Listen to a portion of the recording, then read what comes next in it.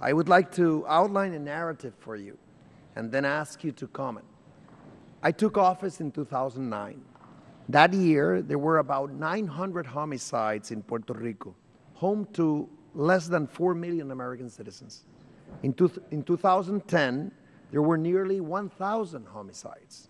And in 2011, there were over 1,100 homicides, an average over 3 a day, the most violent year in the territory's history.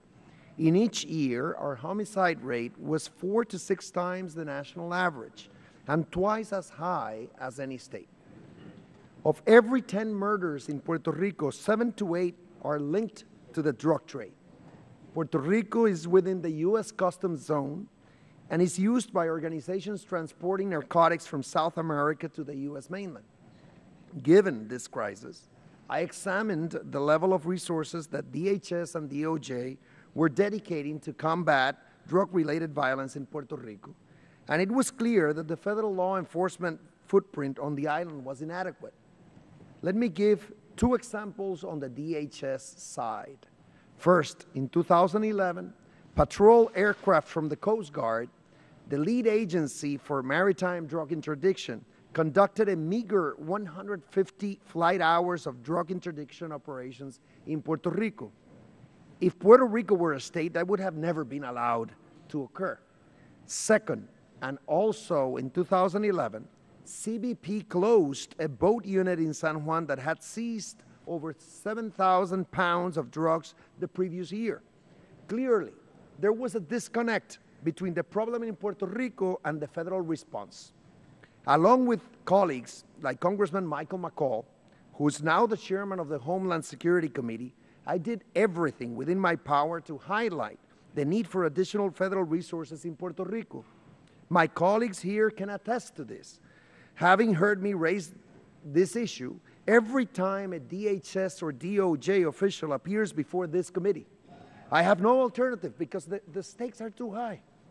Starting in 2012, our message finally began to sink in, particularly at DHS. Much of the credit owes to Secretary Napolitano, who, as noted, traveled to Puerto Rico and upon her return, created a DHS task force charged with taking steps to reduce Puerto Rico's murder rate. As a result of this initiative, ICE surged 30 agents to Puerto Rico last year, where they made hundreds of arrests and seized vast quantities of illegal drugs and firearms. Between 2009 and 2013, the Coast Guard tripled the number of days its ships spent conducting counter-drug operations in the waters of Puerto Rico. The number of Coast Guard flight hours increased from 150 in 2011 to approximately 1,000 in 2013, and CBP, having assumed control of the counter-drug aerostat radar program this year, moved quickly to repair the radar in southern Puerto Rico that had been destroyed because of bad weather in 2011.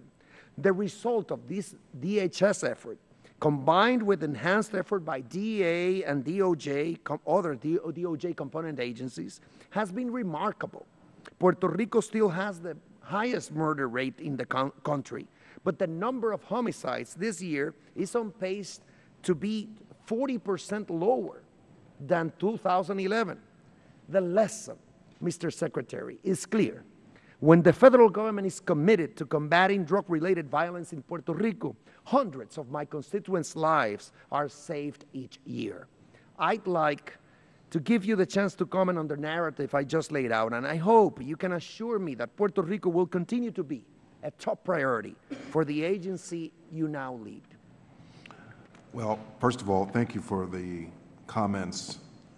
I'm pleased to know that we've been able to make progress since 2012 in what is obviously a very, very important issue and a very big problem.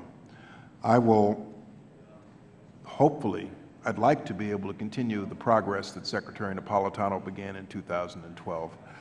This is an issue for me that I intend to focus on, and hopefully together we'll be able to continue to make that progress, make good progress. Thank you.